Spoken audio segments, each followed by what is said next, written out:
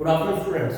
आज हम एक नया टॉपिक करेंगे जिसमें नए राज्य बनने का क्या प्रोसीजर है वो देखेंगे। Procedure for establishment of new state. ये पॉलिटी का छोटा टॉपिक है, क्वेश्चंस आते हैं प्री में, मेंस में थोड़ा बहुत प्रोसीजर पूछ लेते हैं, लेकिन प्री के पढ़ने से बहुत इंपॉर्टेंट है। तो पहले हम ये पता करते हैं कि स्टेट होता क्या है, भारत में स्टेट कैसे, आजादी के बाद कैसी स्थिति रही। तो जो आजादी रही, आजादी के बाद सबसे पहले हमारा क्या था, कॉन्स्टिट्यूएंट असेंबली बनी है। ठीक है, कॉन्स्टिट्यूएंट असेंबली जो बनी है ये हमारी कॉन्स्टिट्यूएंट असेंबली, कॉन्स्टिट्यूएंट असेंबली बन गई। इनका काम था संविधान का निर्माण करना। ठीक है, ये बन के आई थी आपको 1946 में। तो जो इसके अंदर मेंबर्स चुन के गए थे, जो कॉन्स्टिट्यूएंट मेकर्स थे हमारे, वो सब काम तो नहीं कर सकते, तो वहां एक कमेटी बनाई गई, छोटी कमेटी बनाई गई, और उन सबको उस कमेटी में सबको काम दिया गया कि आप फंडामेंटल राइट्स पे काम करिए, आप प्रोविंशियल पे काम करिए, ऐसे ही। तो ऐसे एक कमेटी बनी, प्रोविंशियल कमेटी, जिसके आपने अध्यक्ष चुने होंगे। इस कमेटी के अध्यक्ष बने थे हमारे home minister, first home minister थे वल्लभ भाई पटेल। इसके बाद भी इसके सब डिवाइडेड होते हैं, मैं उस बात पर नहीं जा रहा, ट्राइबल अफेयर्स भी बढ़ती है। तो प्रोविंशियल कमेटी बनी और इन्होंने डिसाइड किया कि हाँ, जो मुगलों के टाइम से, अंग्रेजों के टाइम से जो एरिया डिवाइड होते गए, जिस तरह से एडमिशन चलता हुआ, उस तरह से हम आगे फॉरवर्ड रखेंगे। तो प्रोविंशियल कमेटी ने अपने आगे इस पे काम किया। काम करने के बाद कुछ छोटे डिस्प्यूट्स क्रिएट होने लग गए, जैसे आंध्र प्रदेश का लिंग्विस्टिक बेसिस पे डिस्प्यूट क्रिएट हो गया। ऐसे छोटे जगहों पर एक बड़े आंदोलन चलने लग गए, जिसकी वजह से इसमें थोड़ी सी दिक्कतें आने लगी।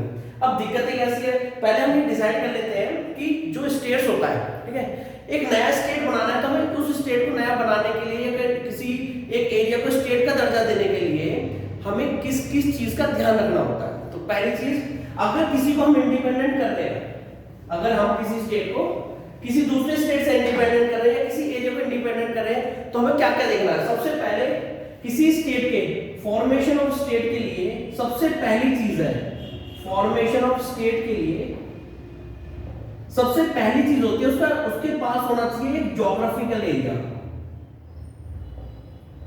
ज्योग्राफिकल एरिया सबसे पहले ये होना चाहिए, सबसे पहले उसका ज्योग्राफिकल एरिया होना चाहिए। दूसरा, वो खुद फाइनेंशियली सेल्फ रिलायंस हो, आत्मनिर्भर हो, किसी और राज्य पे या किसी केंद्र पर निर्भर ना हो। तो दूसरा पॉइंट जो हमें देखा जाता है वो होता है फाइनेंशियली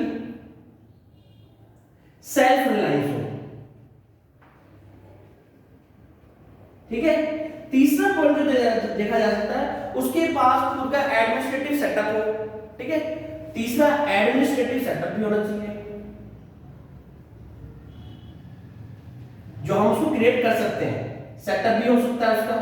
चौथा, वो किसी और पर आगे भविष्य में निर्भर ना हो, इसीलिए उसके पास भी कुछ क्षमता होनी चाहिए। पोटेंशियल फॉर डेवलपमेंट वहां होना बहुत आवश्यक है, नहीं तो आने वाले समय में केंद्र सरकार या कोई अन्य राज्य उसको टेक ओवर कर लेगा। अगर टेक ओवर नहीं करेगा तो वो किसी ना किसी स्टेट पर या सेंट्रल गवर्नमेंट हमेशा ही निर्भर रहेगा। तो इस चीज को दूर करने के लिए ये भी चेक किया जाता है कि वो पोटेंशियली फॉर डेवलपमेंट है या नहीं है, कुछ उसके पास रिसोर्सेज है या नहीं है, कुछ उसके पास मिनरल रिसोर्सेज हो, एग्रीकल्चर पॉइंट ऑफ व्यू से हो, इंडस्ट्रियल पॉइंट ऑफ व्यू से हो, ऐसी कोई पॉइंट होना चाहिए जो आने वाले समय में उसी चीज पर निर्भर होकर वो आगे बढ़ जाए। किसी भी स्टेट को, मतलब भारत के अंदर किसी भी नए राज्य को बनाने से पहले ये 4 क्वेश्चंस पक्का देखे जाते हैं कि एक, उसका एरिया होना चाहिए, ज्योग्राफिकल एरिया होना चाहिए, एडमिनिस्ट्रेटिव सेटअप भी कराना है कि वो हो सकता है नहीं हो सकता है, दूसरा वो अभी फाइनेंशियल सेल्फ रिलायंस है या नहीं है, और तीसरा जो पोटेंशियल फॉर डेवलपमेंट, भविष्य के लिए उसके पास कुछ संसाधन है या नहीं है, जिसकी वजह से ये आगे अपना स्टेट चला सके। दूसरा, ये सब चेक करने के बाद फिर डिसाइड किया जाता है कि बिल ड्राफ्ट करना है। ये सारी कोई जो प्रोसीजर है, नया बिल बनना है, नया राज्य बनना है, ये सब के सब पावर चली जाती है यूनियन गवर्नमेंट के पास। यूनियन गवर्नमेंट के पास वो क्या करती है, इसको स्टेजेस में देख लेते हैं। वो क्या करती है यूनियन गवर्नमेंट, एक बिल ड्राफ्ट करती है, एक बिल ड्राफ्ट करती है। उस बिल में ये सारी बातें होती हैं और उसको प्रेसिडेंट के प्रायर परमिशन के लिए भेज दिया जाता है। तो पहले क्या, उसके लिए लेजिस्लेटिव असेंबली असेंबली होनी चाहिए, वो बताई जाती है। अगर लेजिस्लेटिव काउंसिल बन सकती है तो बना दो, नहीं तो कोई बात नहीं। उसके लिए अपना खुद हाई कोर्ट होना चाहिए, एक्सेप्ट ये सारी बातें पूरी बताई जाती है, ठीक है। उसके बाद ये ड्राफ्ट प्रेसिडेंट के नाम से ये पहले प्रेसिडेंट को भेज दिया जाता है। उसके बाद प्रेसिडेंट इसमें आगे इनिशिएटिव लेता है। तो मैं आप स्टेजेस लिख देता हूँ, क्या क्या स्टेजेस होती है, कैसे कैसे होती है। उसके बाद से थोड़ा सा क्रिटिसाइज बता देंगे कि ये जो प्रोसीजर है इसको क्रिटिसाइज किया है कुछ हमारे जो कॉन्स्टिट्यूशन एनालिस्ट थे, जो एनालाइज करते थे, उन्होंने वो किस आधार पे किया है वो भी हम बताएंगे। तो आप ये देखिए कि नया स्टेट बनने का प्रोसीजर क्या है। बैकग्राउंड आपको समझ में आ गया कि नया स्टेट ऐसे नहीं बनाया जाता, उसके लिए 4 चीज तो कंपलसरी देखी जाती है, ठीक है। पहली स्टेज होती है इसमें कि वो जो बिल बनाया है prime minister council of ministers ने, उसका होता है प्रायर परमिशन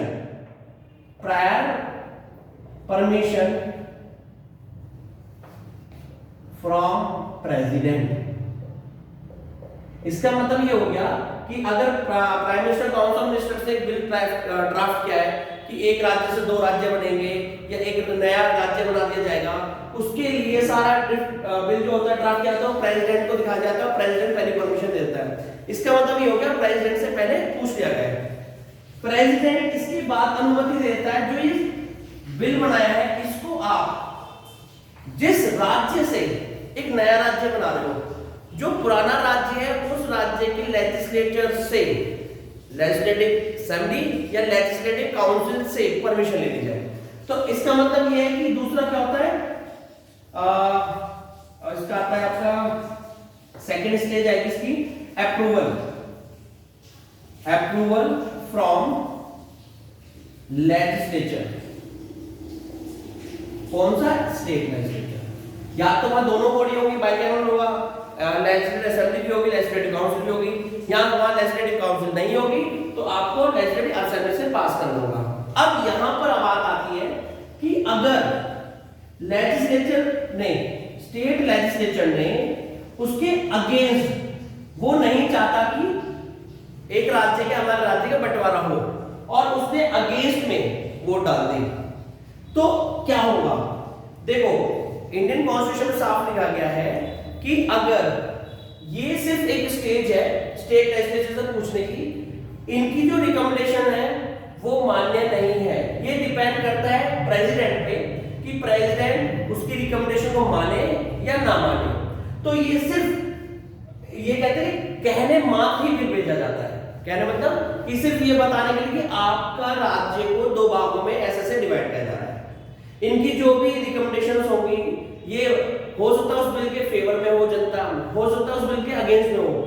उसकी रिकमेंडेशन सारी की सारी मैंडेटरी नहीं है, वो सिर्फ डिपेंड करता है प्रेसिडेंट पे। यहां से ये बिल पास करे या ना करे, ये हाँ करे या ना करे, वो बिल पास मान लिया जाता है कि हाँ। उसके बाद यहां से थर्ड स्टेज होती है, ये जाता है आपके पास प्रेसिडेंट, वो पार्लियामेंट के पास, पार्लियामेंट, क्योंकि पार्लियामेंट ही सुप्रीम अथॉरिटी है। तो पार्लियामेंट ये जो बिल आता है इसको सिंपल मेजोरिटी के साथ, सिंपल मेजोरिटी के साथ पास कर देता है। पास करने के बाद जब ये बिल दोनों हाउसेस से, यहाँ के पार्लियामेंट के दोनों हाउसेस से बिल पास हो जाता है सिंपल मेजोरिटी से, तो ये बिल एसेंट के लिए भेज दिया जाता है प्रेसिडेंट के पास। अब नॉर्मल बिल की स्थिति में, एक नॉर्मल बिल क्या होता है, नॉर्मल मतलब ऑर्डिनरी बिल। ये जो सारा प्रोसीजर चल रहा है ये है सारा ऑर्डिनरी बिल।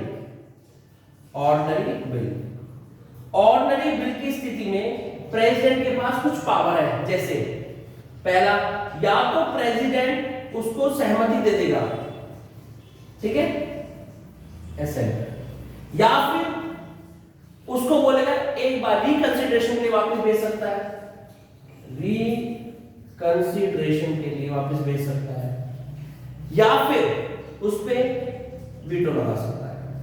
ये 3 ऑप्शन आ रहे हैं प्रेसिडेंट के पास ऑर्डिनरी बिल से रिलेटेड। लेकिन जब किसी बिल पर प्रेसिडेंट प्रायर परमिशन दे देता है तो उसके पास नीचे के 2 ऑप्शन खत्म हो जाते हैं। यहां प्रेसिडेंट बाउंड है to give assent to a bill, और जिस दिन प्रेसिडेंट उस बिल को एसेंट दे देता है आर्टिकल 111 के द्वारा, उस दिन वो नया राज्य अस्तित्व में आ जाता है। जैसे 2 जून 2014 ये तेलंगाना का है। बात समझ आई? तो एक सिंपल सा प्रोसीजर है। पहली बात प्रोसीजर क्या है कि आप पहला प्रेसिडेंट से परमिशन ले लीजिए, सेकंड स्टेज होती है approval of the state legislature. ये मैंडेटरी नहीं है। मैंडेटरी क्या नहीं है? बिल भेजना तो मैंडेटरी है, लेकिन इनकी जो रिकमेंडेशंस है वो मानना मैंडेटरी नहीं है, ये ध्यान रखना है आपको। उसके बाद यहां से बिल पास होने के बाद पार्लियामेंट में जाएगा, पार्लियामेंट उस ऑर्डिनरी बिल को सिंपल मेजॉरिटी के साथ उसे पास करेगा। पास करने के बाद वो चले जाता है प्रेसिडेंट के पास। अब प्रेसिडेंट यहां बाउंड है उसको साइन करने के लिए। इस तरह से ये पूरा प्रोसेस कंप्लीट होता है।